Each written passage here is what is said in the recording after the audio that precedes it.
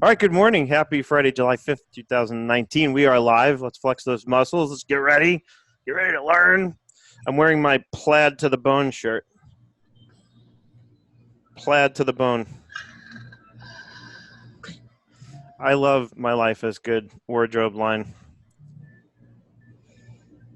I don't care what anyone says. In fact, my hat is also Life is Good. Life is good. Life is good, and it's all about the dogs. All about them.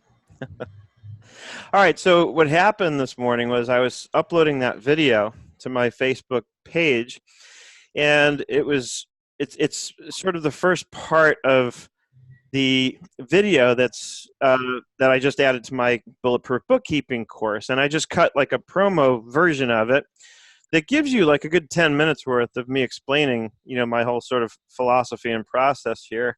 And let me turn off that enter and exit chime so people don't start salivating on camera.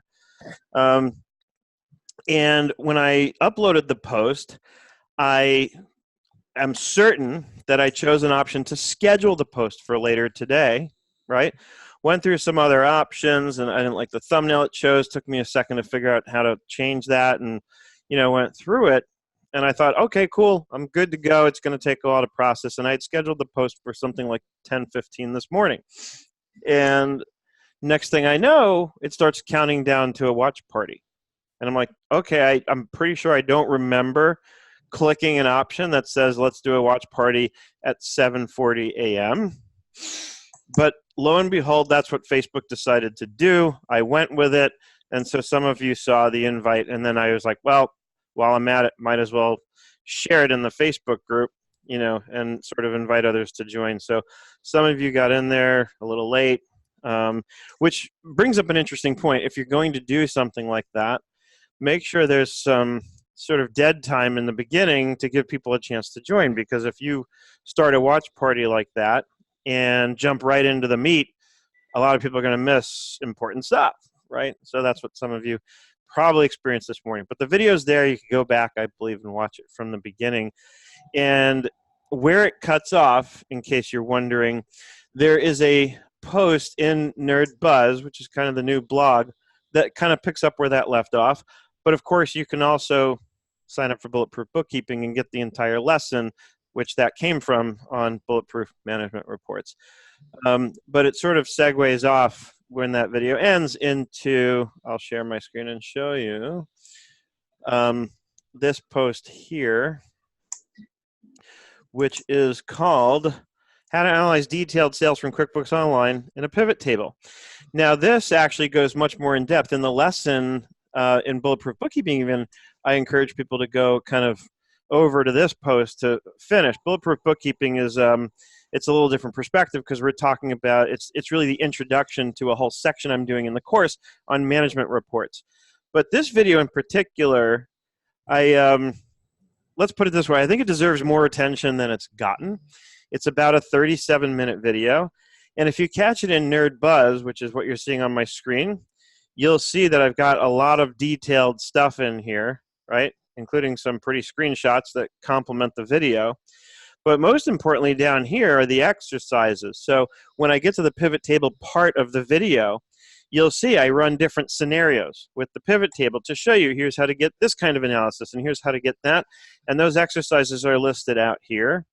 And if you want to follow along, I've got the template in Excel downloadable right here on the site. So, and this is all free. You just, if you haven't registered for Nerd Buzz yet, you just go here on my new site to Nerd Buzz and click the big red button that says get free access to Nerd Buzz, right?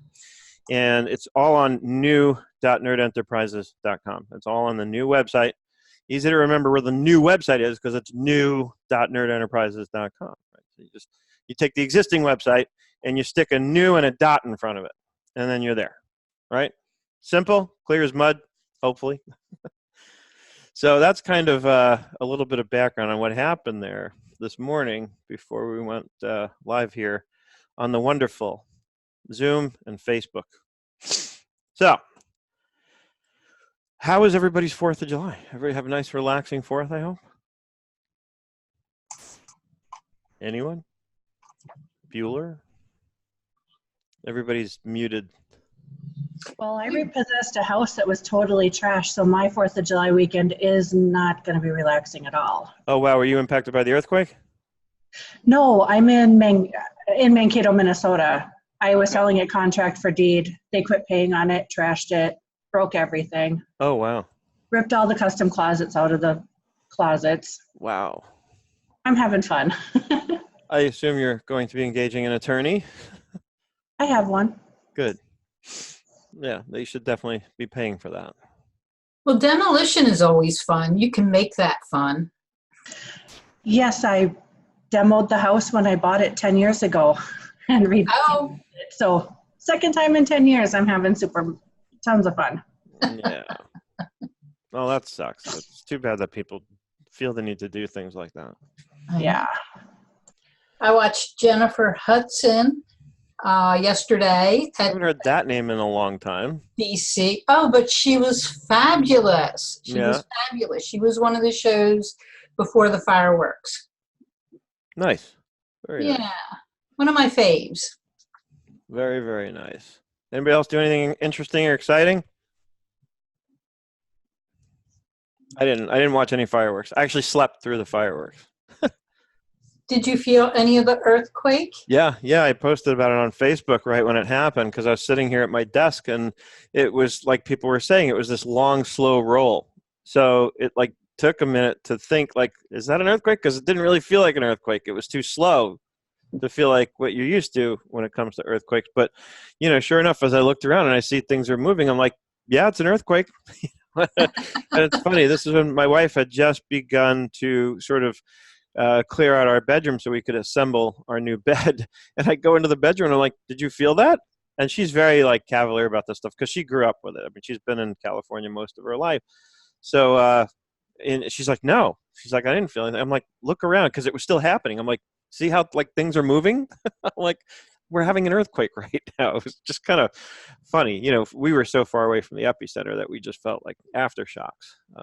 But it was a weird earthquake in that way. And a lot of people described that it was like this long, slow roll, It wasn't like the usual, like, what's the word, sort of agitation that you experience.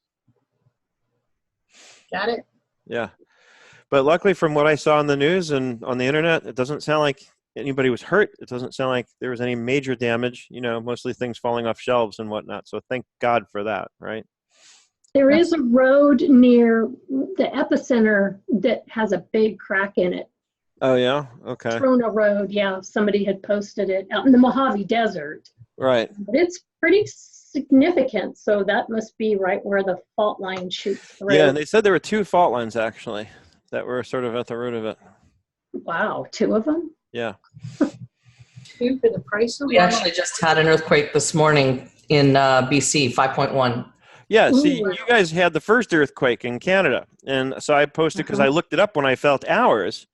And then, of course, everybody's jumping in there correcting me like, it was in California, not Canada. And I'm like, well, it was in Canada first. And well, now we just had another one today. Yeah. Yeah. Yeah, I saw that online too because I go in and check because they're expecting more aftershocks and possibly another 6.4 level earthquake. Yeah.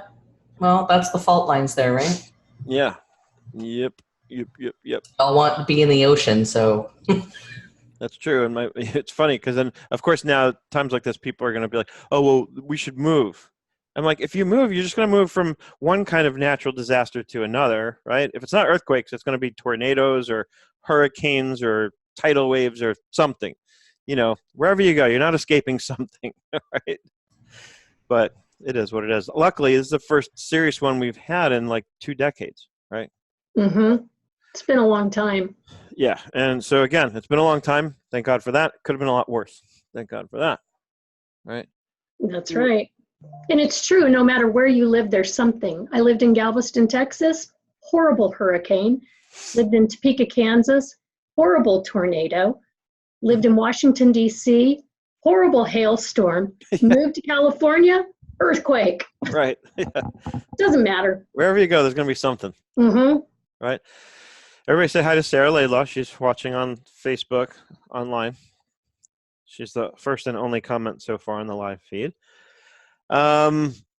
Anyway, So I had something, that I wanted to go over today. It's interesting. Some of you may remember a while back, I was doing a series on different kind of journaling apps.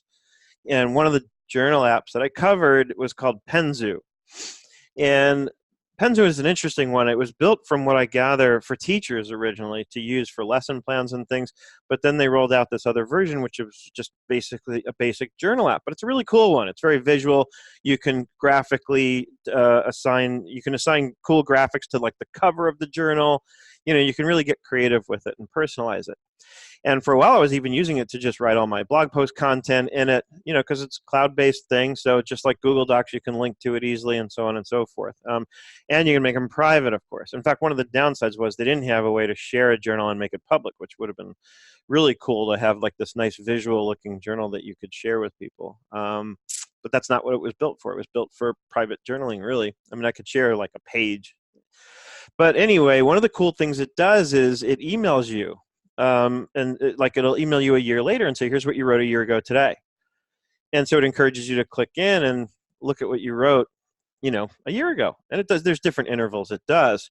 And it's a feature you can turn on or off, but I've always left it on because I always find it interesting to look back a year, 2 years, and obviously I'm not alone because Facebook does similar things where it says you have memories with so-and-so from, and it's funny now that we've been all on Facebook for so long, some of them are quite old. I get ones from like 6-8 years ago. And I'm like, I can't believe it's been that long, right?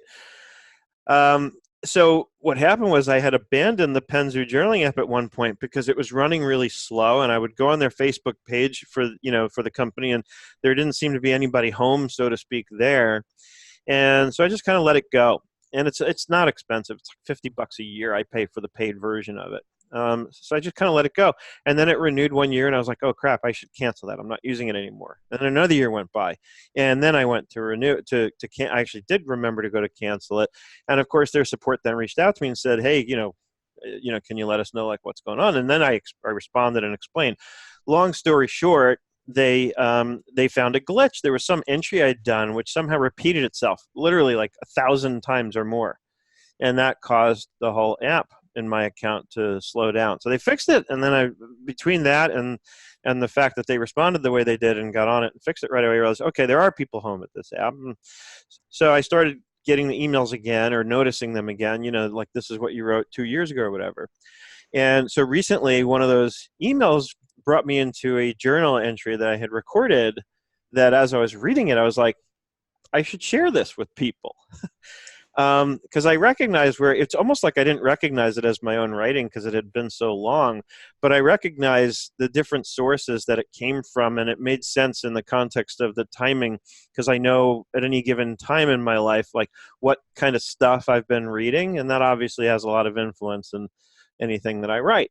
So I thought this was interesting, and I thought I'd kind of share it with everyone, loosely, not necessarily. I mean, I'll read some of it, obviously, but more about kind of discussing, and the name of it, as you all know, is it's called Today, right?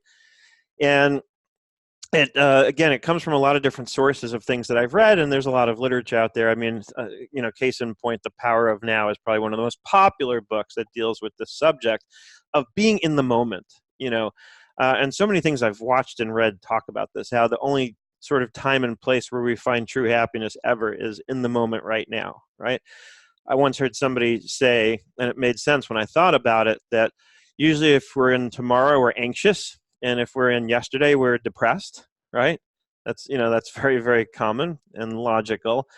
But all this begs this one question, which I had started my journal entry with, which is how do we separate the past from the future, right? And what does that mean? I learned this from a mentor of mine years ago that, what often happens to us is we find that we end up having the same sort of, different versions of the same experience over and over and over again in life, right? And why is that? Because we take a past experience and we attach it to the present, and then that experience becomes our future once again. In essence, that's what we do, right? And then we sit there and wonder, how many times in your life have you found yourself, back where you were before, somewhere that you didn't want to be again, and then wondering, how did this happen, right? How is it that once again I can't pay my bills? Or how is it that once again I find myself in a bad relationship? And that can be business or personal, right? How is it that once again I'm drinking or high or both? And personally I've had those experiences for sure. And, again, the root of the problem is that we have one foot deeply in yesterday and the other far into tomorrow. And what we're doing, or what we're not able to do when we're living that way, is we're leaving no room for today, for the moment, the one thing we truly have, right? Yesterday's gone, tomorrow hasn't happened yet. And if anything, the decisions we make today are going to have the most significant impact on what happens tomorrow, right? And we're so hung up on the past that we assume and even function on the notion that this means our future is etched in stone, right? Well, this is just how it is. And this has been passed down from thousands and thousands of years of training, right? Because my parents taught me how they were taught, and their parents were taught the same things. We just tend to pass this down from generation to generation, and we kind of live on the assumption that, well, this is just how it is, which is to suggest that we have absolutely no control over changing any of it, right? It means, and that's what we get stuck in. We think, well, that's just how he is. And I just, again, drawing on a personal experience, I'm sure that people had said of me at one time over 20 years ago, well, he's an addict. That's just how he is, right? That's what we can expect. Nothing's going to change, right? Until it does. But the question is, how does it? And unfortunately, in many cases, something like that doesn't get changed until something traumatic has to happen. That's usually what catalyzes real change, is something traumatic. But I guess my thinking when I wrote this journal entry, what I was reminded of is that it doesn't have to be like that. We don't have to wait for something traumatic to happen. We just have to start disassociating our past experiences with the present. And we have to be able to say, you know what, I can change it. And stop saying this is who I am, or this is just how it is. I don't get to be different. That's not my life. I never get picked. I never win. These are the chains that bind us and block us from any real progress. So here are some of the questions that I wanted us to consider. I think this is a good time to look at a subject like this, as it turns out, because having been July 4th just yesterday, we're basically halfway through the year, right? This is a good time to start thinking back to January when we had all those New Year's resolutions, right? What new things we're going to do, what we're going to do differently, how much of it have we actually, acted on? How much change have we actually implemented compared with with the ideas we had in January? And the point of this is not to say, well, you screwed up, just give up now. The point is the opposite. Is to say, let's renew that stuff. Anything that I wanted to do going into the year that I haven't accomplished yet, or that I haven't really even made the steps to accomplish it, let's do that now. Let's bring that piece of the past up to today, the stuff that we wanted to change, right? Not the stuff that keeps happening over and over again, the stuff that will help us make sure that the past, doesn't repeat itself, at least in terms of the things that we don't want repeating themselves, right? So, the questions I think to consider, and again, this is good timing for it, is, what if the next time you woke up feeling overwhelmed with everything you have to do, you just said no, right? And I'll explain what I mean. What if instead of hustling the way we normally might in these circumstances, we did something completely different, right? If we really want to shake things up and make change happen and affect change, then we have to do things very differently than what we're used to. Get out of our comfort zone, do something that would make us very uncomfortable. For example, I haven't done this in a while. I probably should do it again soon. But I remember one Monday morning I woke up, it was a couple of years ago, and I was completely overwhelmed and stressed out with all the stuff I had to do, right? And like so much so that I didn't know where to begin. And I thought, I'm never going to get this done, and I'm going to lose clients. And I got into that dialogue up here, where like the sky was falling, everything was going to fall apart. And maybe this was around the time I'd written this. It would make sense because I remember that what I did was so counterintuitive and so off the beaten path of what any of us would normally think to do. I actually said, screw this. I'm taking the day off and I'm going to the movies. And I did. I remember I got up, showered, got dressed, and looked online to see what movies were playing. And on a Monday afternoon at like 2:30 in the afternoon, I found myself in a practically empty movie theater, which was so cool. Ended up running into somebody that I knew, locally from around here, who was also, just had the day off. In his case, he actually had the day off and he went to the movies. And it was so, it did the trick. It was so relaxing. It took a while to get out of here, right? And just enjoy the moment and be in the movie theater and watch a movie and realize I can do this, right? I've worked hard enough. I have enough going on in my life that I can do this, and the work will still be there. But what happened was, and what I often try to stress for myself, first of all, and for everyone else, of course, as well, is that when we do something like that, that's very counterintuitive, because you think it's only going to be worse if I come back. I'm going to be that much more stressed out. But that's the lie, actually, that we tell ourselves, because you come back actually from an experience like that, and you train yourself to realize it's not so bad. And now I come back with a clearer head, and I can organize my thoughts and start prioritizing things and tackling things one at a time, right? Just like we live one day at a time, we can only tackle our tasks one task at a time, right? But when we get overwhelmed like that, we can't think straight and we can't focus, right? So again, what if instead of hustling, the way we normally might in these circumstances, we did something different? What if I went to the gym or went for a hike and then come back and focus? I bet you'll find you get more done in less time, and I bet you'll enjoy yourself more and be less stressed. I can practically guarantee that. Why are we waving? Is somebody leaving us? No. I just want to add that I do little mini vacations. Oh, wait. Is my headset on the fritz again? Hold on. I'm unmuted, so you should be hearing me. Okay, Can somebody say something. Yep, it's doing it again. Hold on. Let me try and switch back. I can hear you, Gina. Okay. Yeah, no, it was me. I never know. My sound's funky. No, my headset, for some reason, decides to stop working. The mic still works, but the headset doesn't. But usually I just have to switch to a different speaker and switch back, so hang on. All right, now say something. Okay, I just want to say I do little mini vacations all day long. Yeah. So like if I'm at the computer and I'm getting frustrated and I'm getting blah, blah, blah, blah, blah, I will just stop, grab my little doggy, and we'll go for a walk. That's great. My dog loves it, and I come back and, like you said, refreshed, able to look at it with a new outlook. And most times the solution is right in front of my face. I just wasn't seeing it. Right. Because when we're worked up and stressed out like that, we can't see. It's like we're blinded. We can't see what's right in front of us, right? Absolutely. And I love that. And I think as a matter of practice, we should all get in the habit of doing something like that every 2 hours anyway. Every 2 hours, just take 15 minutes, go for a walk, go walk around the house, walk around the block. I love that you take your dog for a walk.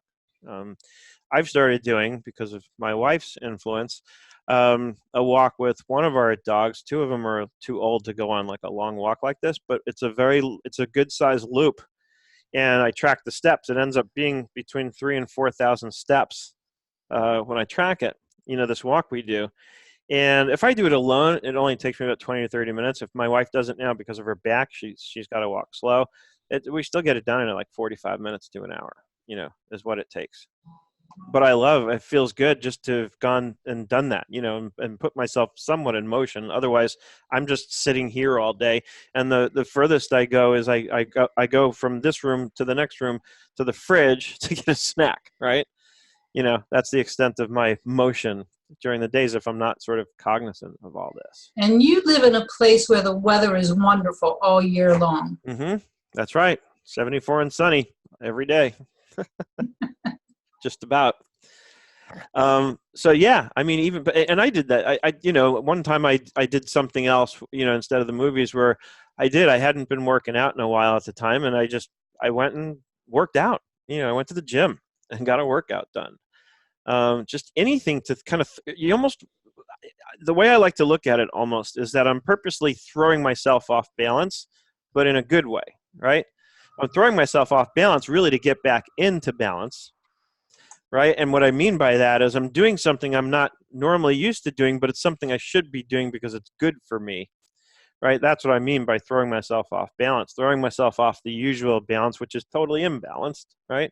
But just do something different. Do something that you would never normally let yourself do, because you would normally think, I can't do that, right?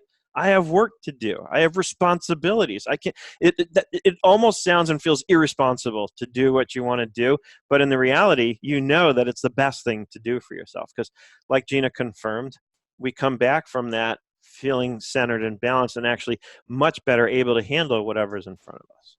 Much better. I've got my little dog trained now so that he can sense when I'm like really uptight. He'll be putting his nose, nudging it under my elbow, saying, "Come on, let's go, let's get away." So I think he is an integral part of my office, and I ought to be able to pay him on payroll. Yep. Yep. And Alicia's watching online, and she says a lot of people live their life as if their past is their future. I'd say most people do, because we do it unconsciously, right? We do. We don't stop to think about it. And then we wonder why the past repeats itself and becomes the present, and then the future again and again and again. It's because when we don't think about it, that's what we're inclined to do. We've made these associations. This is when I do this, this is what happens, right? And then it becomes a self-fulfilling prophecy. We don't even realize it, but we're actually making the same things happen again and again, right? We, like I use the example of bad relationships. We get into bad relationships, but then when we get out of them, because and we think, okay, I've learned. Then we get into the next one without thinking about, the warning signs we got from the last one. And we're picking the same way that we did before. And then we wonder why we get back into those situations again, right?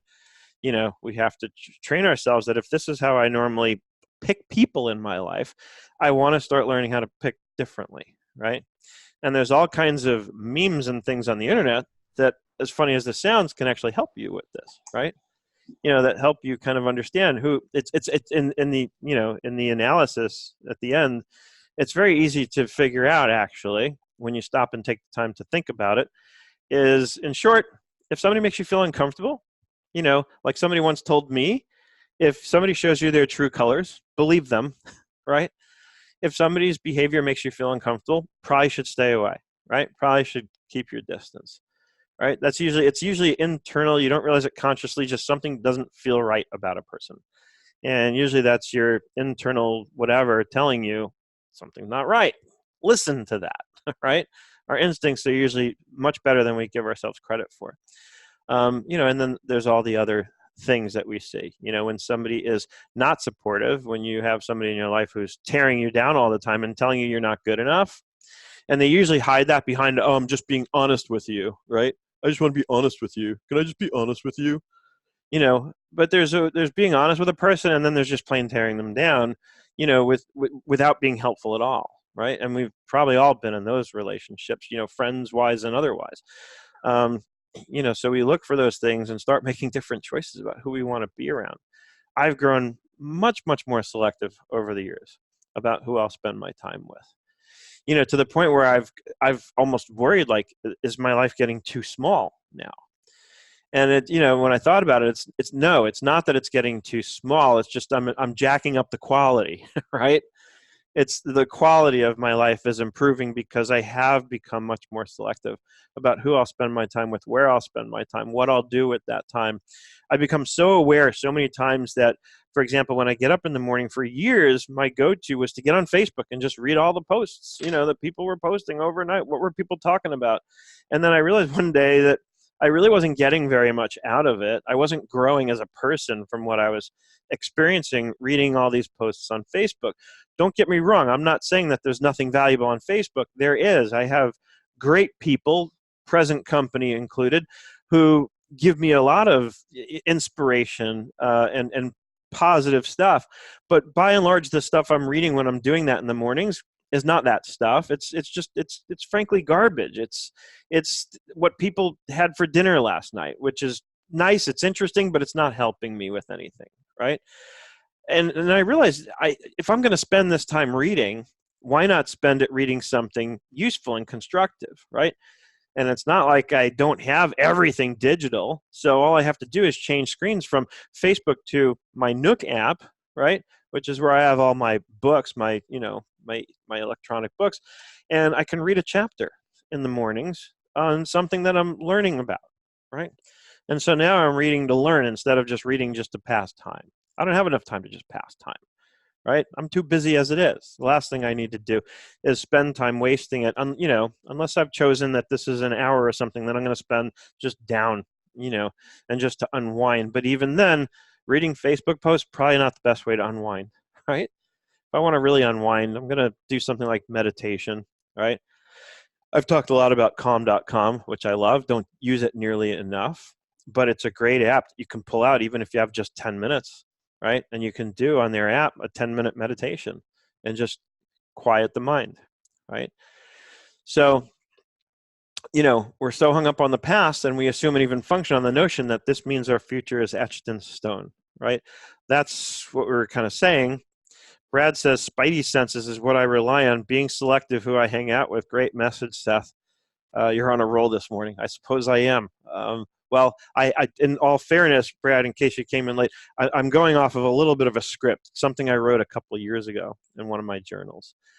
And again, like I said, so what if the next time you find yourself feeling overwhelmed like this, or you just feel like you need something to break up the monotony, do something completely counterintuitive, something different, but obviously something healthy. Like I said, going for a hike, doing what Gina suggested, taking your dog out for a walk at a time you normally would never do. Just anything just out of the ordinary for you that's also good for you. So again, instead of hustling, which is that's usually our go-to. I'm stressed out. I've got all this work to do. I just need to hustle and stay focused. And we get so tightly wound around that we can't even focus, right? And then one of the keys is we have to stop associating the past with the present, right? We have to make a new decision. Don't accept the narrative that's in your mind right now, because that's what we do. We have a narrative in here that says, well, this is what always happens. And then we listen to that and we believe it. And we say, well, this is what always happens. So I'm just going to keep doing what I'm doing, right? I'm just going to keep on keeping on. I hate that phrase, because to me, that's exactly what that phrase suggests. I'm just going to keep on keeping on, right? It sounds like giving up to me, honestly, when people say that. So we stop associating the past with the present. We make a new decision. We don't accept the narrative that's in our mind. We stop accepting that this is the way it is. And then the key is we start changing the narrative, right? That's the whole key right there, is start changing the narrative. Now, I know that leaves the big question of how, but before we can get to the how, we have to get to the what. And sometimes you'll find the how by simply stopping and saying, all right, how do I start changing the narrative today? Literally stopping and asking myself that question in the moment that I'm in is how then the answer comes, because I've just disrupted my normal thought process. I've just disrupted my own brain, right? In The Power of Now, he talks about how a great way to stop your thought process in its tracks is to ask yourself, I wonder what my next thought will be.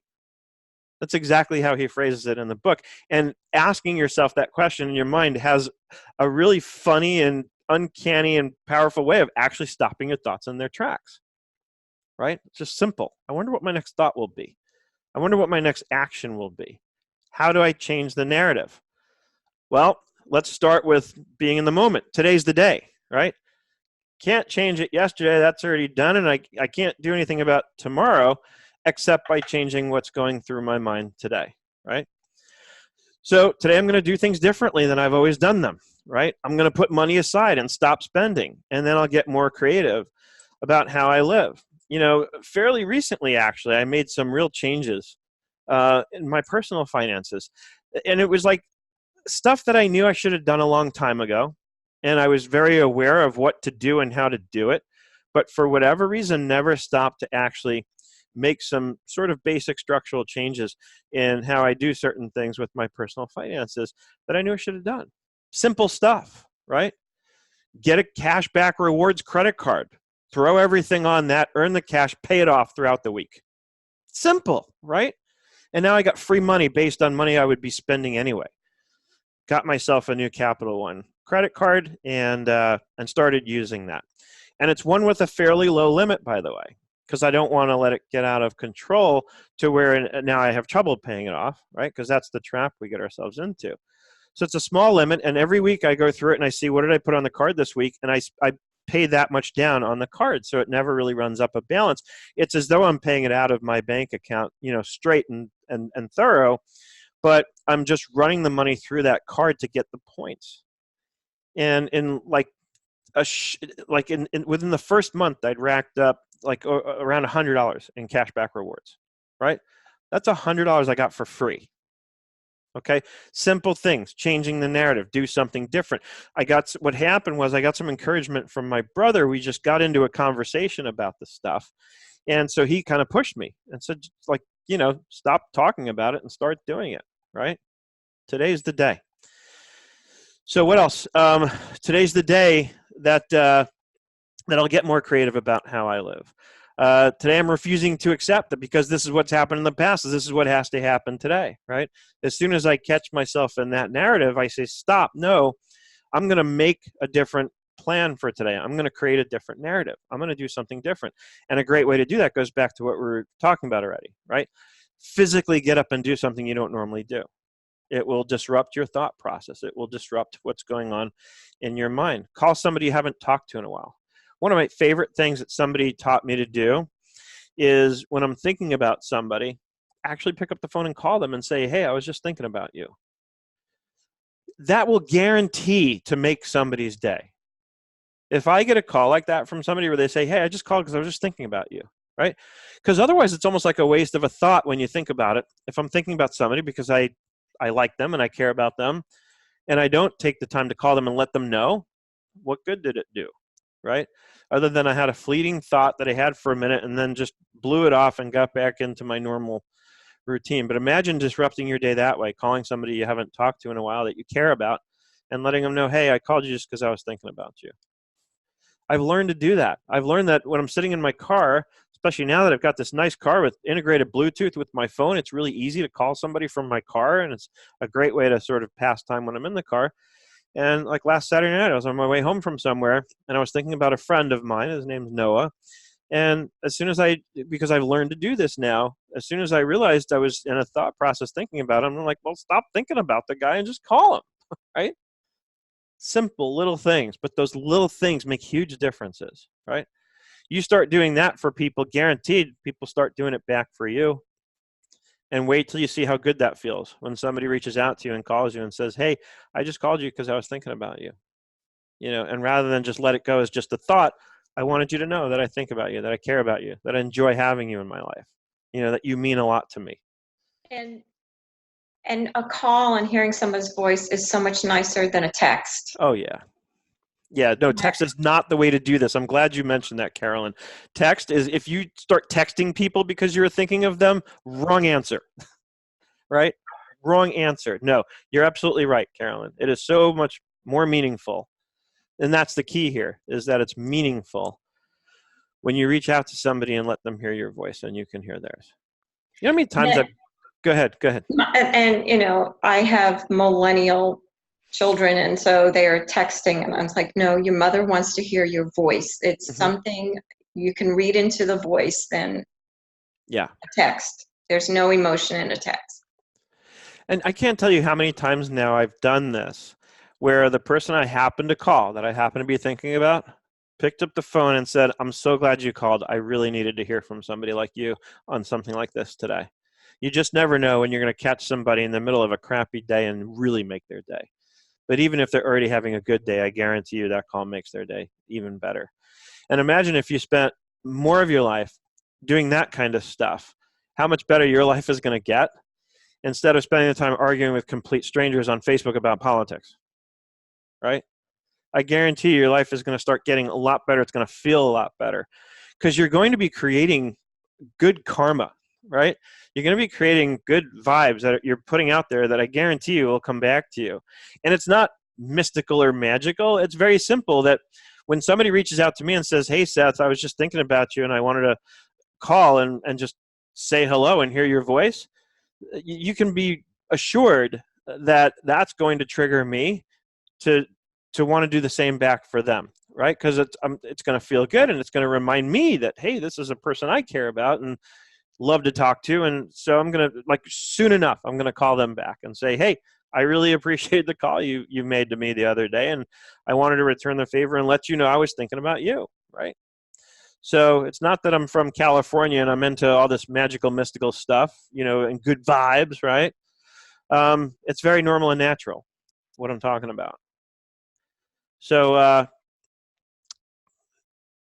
refuse to accept that because this is what's happened in the past, this has to happen today. Do something different. Change the narrative. And when we're in pain, we have to say, all right, you know what? Today I'm going to work through the pain. Today I'm going to ask for help when I need it because I know I can't do this alone. But I won't ask for help without being willing to work myself, right? That's one of the keys to this. is it's great. We should ask for help. We should recognize that actually placing that kind of a healthy dependence upon someone else is actually a way of gaining independence. Eric and I did a podcast about that subject a while back on the Authentic Accountant podcast, about how placing placing ourselves in the hands of a healthy dependence is actually how we get to be independent, right?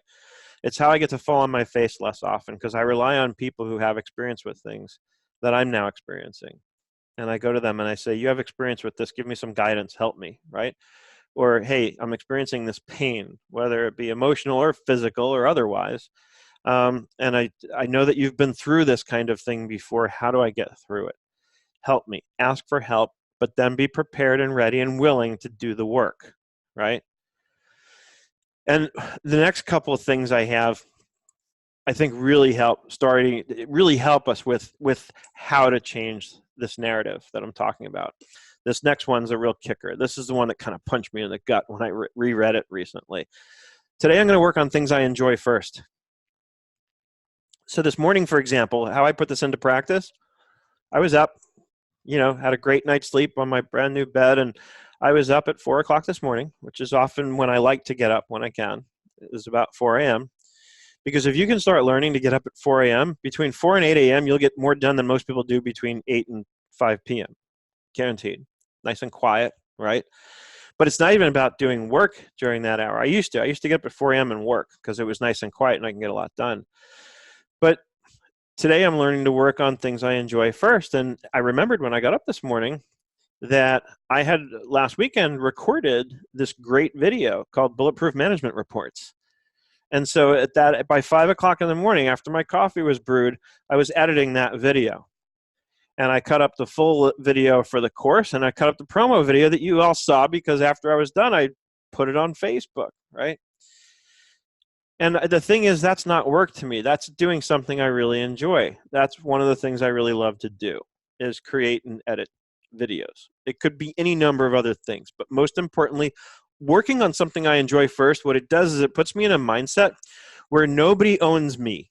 I get to own my day. I get to decide what I'm going to do with it and how I'm going to spend my time, or what I'm going to spend my time on. And by doing something I enjoy first, by taking the first part of the day out for me, right, and not for a client, not responding to somebody's email that, where they're requesting something or worse, demanding it, but making the first part of my day mine, meaning I'm going to do something for me, go for a walk with my dog, go to the gym and work out, doing something for myself reminds me that I own my day. Others don't get to own me. They don't get to drive what I do, when I do it, where I do it. That's why we started our own businesses, most of us, right? Is we wanted that freedom to be able to decide, this is what I'm going to do, this is when I'm going to do it, and this is whom I'm going to do it with, right? Today I'm not going to worry because I know I'm doing everything I can with everything I've got. That's another real critical one, right? I'm not going to worry because I know that I'm doing everything I can with everything I've got. And if I don't feel like that's true, then make that true, right? Make today about doing that. Everything I can with everything I've got. And there's a few basic things that come out of this that I think are important to remember.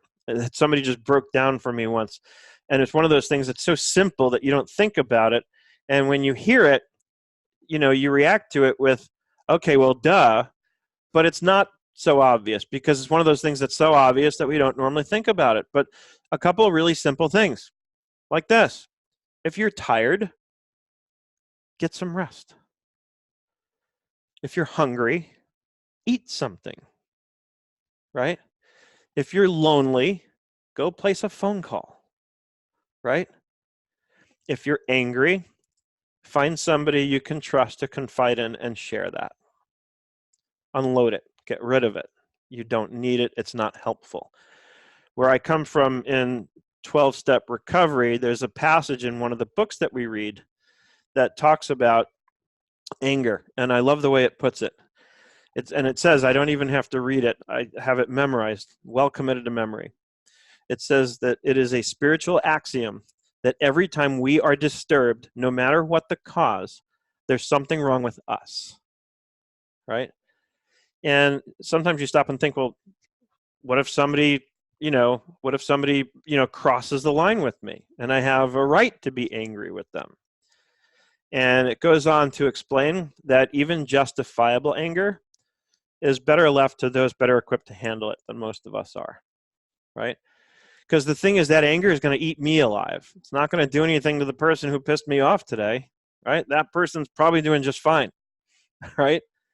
So when I find that I'm angry with some person, place, or thing, the best thing I can do for myself is find a way to let it go. And usually the best way to let go of something like that is not necessarily to go after the person I'm angry at, but to go after a friend, somebody I can trust, somebody who can be objective and give me their honest opinions and feedback and share it with them. Make that phone call. That's another phone call most of us love to get because we're flattered that somebody wants to confide in us and trust us to help them. And a lot of times all we really need is just for somebody to listen, right? Nothing more. I don't know. I think in Shannon's case today, she can go demo a building. That'll take the anger out. Yeah, you can get the aggression out that way. But using that as an example, while you have very good reason to be pissed off at the tenants who did this, that anger isn't going to help you, right? What's going to help you is to figure out, all right, what's the next right indicated thing to do? I got to clean the place up first and foremost and get it ready as quickly possible to get somebody else in there renting it, right? And in the meantime, like I said, when you brought it up, probably call an attorney and sue those people and make them pay, unless we know enough about their situation to know that there's no way they can pay. Even if I win the lawsuit, if you can't get blood from a rock, you can't get blood from a rock, right? So that's the other decision to make, and therein we choose our battles, right? Some battles are worth fighting. Sometimes it's better to just clean it up, fix it, and move forward. Shannon, you had unmuted. What did you want to say? If you can, if you can repeat that statement, is it the gist of it? Just you have to change your mindset. Don't react. Is that the gist of what you're saying? Yep, it's a spiritual axiom that every time we are disturbed, no matter what the cause, there's something wrong with us. Oh, I was just going to say that, with the contract for deed and the price that I had that I was originally going to sell the house for, and when I get it fixed up and get it on the market to sell, it was never a rental. When I get it on the market, you had tenants you said that destroyed the place. It was contract for deed. What does that mean? They pay so much, part of it goes to interest and part of it goes to principal, but in this case, they didn't put any principal down. So their 100% of their payment was interest. I got it. And then it was with a 2-year balloon. So August 15th, they were supposed to be buying it instead of me taking it back. But I'm going to make more selling it with the current market in Mankato than what they were going to buy it for. So I have to wait until I sell it before I can decide what action I'm going to take. Got it. Because I'm probably going to be money ahead, even though with all the stress and everything. So, I mean, that's a plus, but I've got so much other crap going on right now. I don't want to have to deal with it. Of course. Yeah. No, you never want to have to deal with something like this, and you shouldn't have to. It's just other people's poor behavior. But the point is, and you kind of said this, is it's really about, again, just figuring out what is the next right indicated thing, and not so much being angry about it, even if you have every reason in the world to be, but instead of being angry about it, or letting the anger happen for a minute, because you do need it to recognize that somebody's crossed you in an inappropriate way. But then giving that up and saying, all right, I need to let this go so that I can focus now and figure out what's the next thing to do, right? Because the anger itself is just going to block us. We're just going to get consumed by it if we don't figure out how to get rid of it, right? And the best way to get rid of it might be, like you just pointed out, Shannon, is to look at the bigger picture and say, long-term, I'm going to be better off for this because I'm going to be able to get a lot more money for it, right?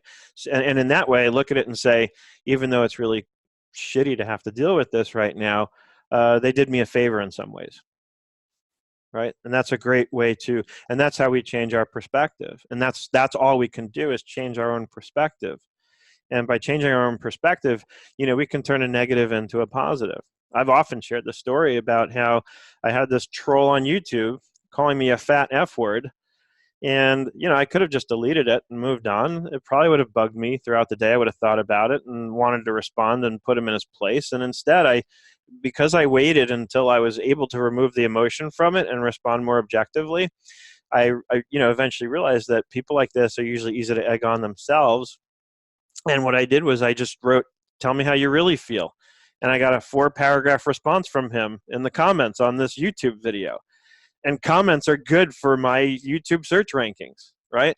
So all I had to do is keep writing 2 or 3 word little responses. And every time, it was without fail, it was very reliable. He was going to write another 4 paragraphs, right? Because he wants to get a rise out of me. And the fact that he's not is pissing him off, right? So that's my way of throwing it right back on him. And eventually he came straight out and said point blank, "Come on, fight back." And I said, "I am. You just haven't figured out my game yet." And then he wrote one more response. And finally I said, "Look, I love you from the bottom of my keyboard. Every time you respond, you're helping my video search rankings on YouTube. So thank you for that." And he never responded again once I exposed myself. But here, I'll read the paragraph to you from the book I was referencing. It says, "It is a spiritual axiom that every time we are disturbed, no matter what the cause, there is something wrong with us. If somebody hurts us and we are sore, we are in the wrong also. But are there no exceptions to this rule? What about, quote, justifiable anger? If somebody cheats us, aren't we entitled to be mad? Can't we be properly angry with self-righteous folk? For us, these are dangerous exceptions. We have found that justified anger ought to be left to those better qualified to handle it. Few people have been more victimized by resentments than we." It's referring to alcoholics, of course. But I think it applies to anyone. I don't think this is the kind of thing that's just for, people who are struggling with alcohol and drugs. This applies to anyone. "It mattered little whether our resentments were justified or not. A burst of temper could spoil a day, and a well-nursed grudge could make us miserably ineffective. Nor were we ever skillful in separating justified from unjustified anger. As we saw it, our wrath was always justified. Anger, that occasional luxury of more balanced people, could keep us on an emotional jag indefinitely. These emotional dry benders often led us straight to the bottle, and other kinds of disturbances like jealousy, envy, self-pity, or hurt pride did the same thing." So bottom line, I have my anger to let me know when somebody has wronged me. But as soon as I recognize that, the next thing to do is find a way to get rid of it so I can move on and focus and handle things objectively and in the most effective way possible. I can't be effective when I'm consumed by anger, even if it's justified, right? When you respond to anger with anger, you are lowering yourself to their level. Mm-hmm. Exactly what's happening. You're not only hurting them, but you're hurting yourself. Yep. When you rise above it, you stay above that. You are not the one being hurt. They are continuing to be the one in their anger and at that level. Correct. In the end, they will be the one that's hurt by it more than you. Yep. 100%. 100%. So again, today I'm not going to worry because I know I'm doing everything I can with everything I've got. And that's doing everything I can with everything I got, because that's hard to do. It's hard to let go of anger, especially when it does seem justified, right? I'm not trying to minimize that. What I'm trying to say is that if we can find a way to do it, we'll be much more effective, right? As people, as friends, as parents, as children, whatever role we're playing in every relationship that we're in, the best thing we can do is find a way to let go of anger as quickly as we can. So today can and maybe will be the day that I get that call that changes everything, right? That's one thing that helps me out a lot when I feel like I'm struggling in any financial way, right? Is I forget that can change overnight. I've experienced it firsthand. I've gone from having no money in the bank to having more money in the bank than I've ever had before, and then back and back again, right? I've had that experience so many times in my life, and I'm sure many, if not all of you have, and it can change overnight. I can get that one call, that changes everything. That one new customer that all of a sudden becomes my best and biggest and brightest customer, right? And so if I go into every day thinking today could be the day that I get that call that changes everything, all of a sudden I have a renewed excitement about the day that I'm in, right? Instead of being like miserable because things aren't going well and it's just another day. That's me recreating that same old narrative, right? because for the last 3 weeks I haven't gotten any new clients, so I'm sure today's just going to be another day without any new clients, right? But if instead I say, you know what, it's been 3 weeks, I'm due for a new client. Holy cow, today might be the day I get that call. You hear the difference in perspective, the way that I go about my day, and what that does is that has a way of making it much more likely that I'm going to attract that new client. Because if that call does come, and I have this attitude of, I'm probably not going to get this one, right? Then it's not going to work. It's not going to attract that person to want to be with me and to work with me. But if I get on the phone and I'm excited as hell because I can't wait to get into whatever it is that this person needs help with, that in itself is what's going to make them want to hire me. They may not even be conscious of it. All they'll know is they find themselves attracted to me in that way, in the way that they want to work with me, because I'm excited about what I can do for them. So that's going to be contagious, right? It's going to make them want to work with me. That's why from day one, when I started my business, I said, I want to get people on the phone with me. I want them to hear the excitement in my voice, because I get excited about what I can do. I love doing what I do. And we all should be able to say that with all honesty. If you can't honestly say, when you get up every morning, I love doing what I do, then you need to find something different to do, right? Gary Vaynerchuk says stuff like that all the time. If you don't absolutely love what you're doing every day, then stop it. Do something else. Figure out what you love to do, and then find a way to make money doing it. Most of us do that backwards. We just go get a job, right? That's why I end up quitting my job and starting my own business, because that's what I did. I just went and got a job because it seemed like that was the next right indicated thing to do. I needed a job. I needed to pay the bills. So I'll become an accountant, And next thing I know, I'm going from job to job to job, and finding the first 6 months is always great. And then after that, once I get settled in, I can't stand it because I'm not doing what I really love to do. That's what drove me to start my business, is I wanted to be able to do what I love to do, and I want to be able to get paid for it. And that's what creating Nerd Enterprises was all about for me, right? So again, today can and maybe will be the day that I get the call that changes everything. And next, and this is another one of those sort of punches in the gut, today I will assume nothing. Picture that for a minute. Imagine going through your day and scrapping every assumption that pops into your mind. Everything that you assume to be true, immediately recognize that you've just made an assumption and dispense it. Get rid of it. Because that's how you go into the day thinking, today I'm going to rewrite the narrative, is you have to get rid of all the assumptions, right? There's no more assumptions. Get rid of them. I will assume nothing. And this means that I can get paid even more than I think I'm worth, because I'm always worth more than I think, right? I'll say that again. This means that I can be paid even more than I think I'm worth, because I'm always worth more than I think. Okay? Write that down. Today I will consider that anything is possible. If I can dream it, I can conceive it, and it can happen. Right? Again, I'll repeat that. Today I will consider that anything is possible. If I can dream it, I can conceive it, and it can happen. And I break that down into the nitty-gritty. If I'm developing a spreadsheet to help me with something, if I can conceive it, I can bring it to reality. I just have to take the time and be patient with myself, most of all, to figure out how. Anything I want to do, anything I want to create, I can create it. I just have to give myself the time and the patience that I need to figure out how. Today is different than the past. It's a new day. Today is a gift. Tomorrow will most definitely look very different than any picture I can conceive, because I have no idea what will happen. Yesterday is finished, so there's no point in dwelling on it as long as I've learned from it. Today is the day.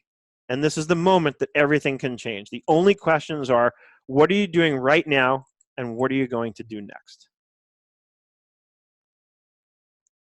That's the only two questions. And I'll post these in the notes when I post the episode. I'll post this whole journal entry for you, and you'll recognize a lot of what I said, in it.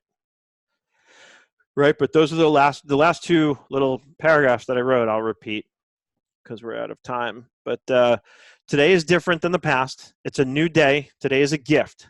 Tomorrow will most definitely look very different than any picture I can conceive, because I have no idea what will happen. Yesterday is finished, so there's no point in dwelling on it as long as I've learned from it. Today's the day, and this is the moment that everything can change. The only questions are, what are you doing right now, and what are you going to do next? When I saw this journal entry that I wrote, and it was, I think, about 2 or 3 years ago that I wrote it, I was like, wow, I have to share this. I didn't remember writing it. And I thought today would be the perfect day to go over something like this. So I hope that helps. Thank you, Seth. You're welcome. Yeah, this was the perfect topic for today. Thank you. Thank you. You guys showing up here helps me every week. More than you probably know.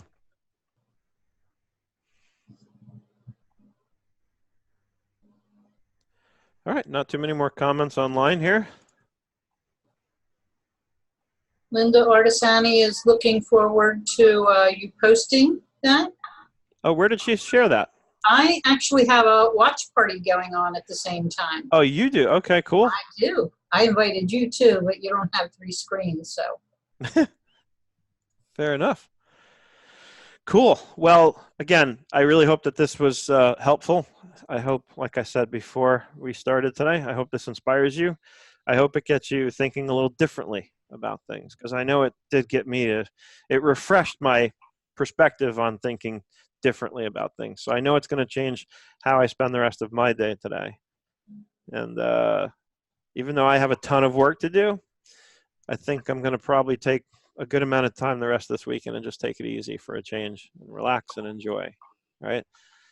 Because that's what we forget to do. And if we don't remember to do that, what's the point of working as hard as we work, right?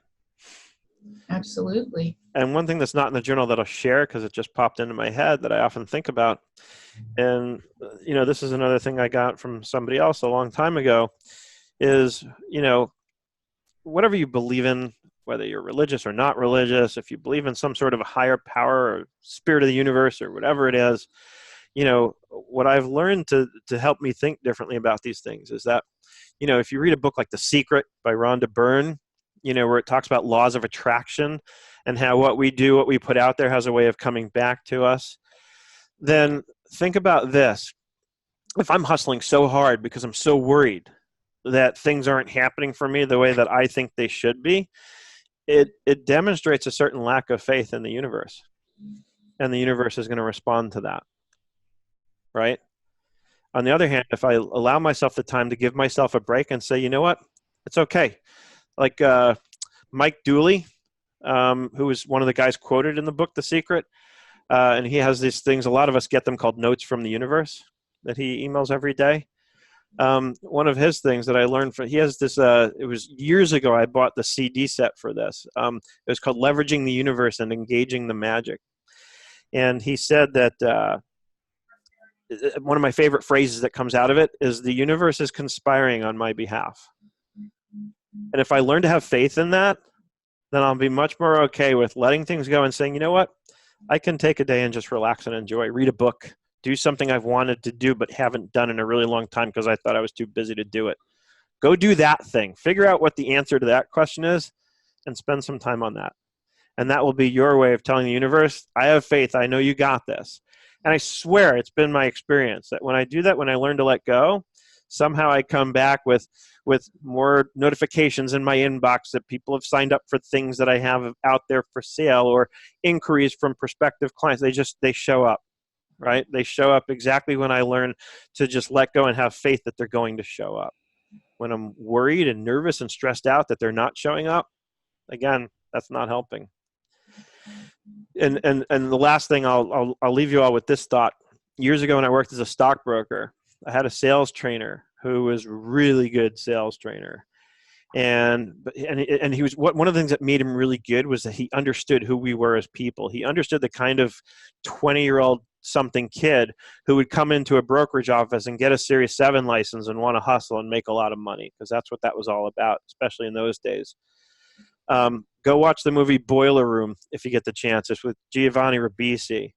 and he plays a character whose name is Seth Davis, and there are so many similarities to his character in that movie to what I actually went through working as a stockbroker at a brokerage firm in Hop Hog on Long Island. But what the sales trainer taught us is, and I remember this because it was one of the first morning meetings that he, where he gave his morning speech. If you watch The Wolf of Wall Street, you see an example of this. All these brokerage firms do it. The manager of the brokerage office will get everybody like standing up and get them going to get all excited about getting on the phones. And so they usually give them some kind of a pep talk kind of thing. Well, this one morning, this guy talked to us about how important it is to recognize that this is a feast or famine kind of business, and you're going to have the days and the weeks and the months that you do really well. And I remember him saying, you'll have months where you do $100,000 in a single month, and then you'll have a month where you do 10 grand, which is going to seem like poverty level, but remember that even 10 grand in a month is more than most people ever make, right? And that was back in the early 90s, let alone now. So the thing he said is, it's the times when you're not making money that you need to go spend it to remind yourself about the times when you are making money. And in the times when you are making money, that's when you don't spend it, you put away everything you can. It's the exact opposite of what most people do. Most people, when they start making a lot of money, have a good month. Oh, let's go spend it. I want to reward myself, right? But money is not a reward. Spending money is not a reward. The reward is building up cash reserves and having the comfort that comes with knowing that you've got it covered, right? And then in the down times, not irresponsibly, but go spend on yourself to remind yourself that things aren't always bad, that life has its peaks and troughs, right? It has its ups and downs. And so that's why it's important in the down times to remind yourself that it's going to get good again, because it always does. Always, always does. Nothing's permanent, right? Except for, what do we say in accounting? Death and taxes. Those are the only sure things. So anyway, Gina, we have an exciting meeting later today, 2:30, 2 o'clock to start. Always exciting. It's always exciting. Of course We it don't is. decide what we're going to talk about until a half an hour before the meeting, but we always find something. I love it. I love the format. And I love all of you. So have a great rest of your July 4th weekend. Thank you. And I Same look back forward at to... you. What's that? I said, same back at you. Right, I can't do it. I'm terrible with hand origami. All right, we'll see you all later. You know where to find me if you need me. And don't forget to call somebody today and tell them you were thinking about them. Bye-bye.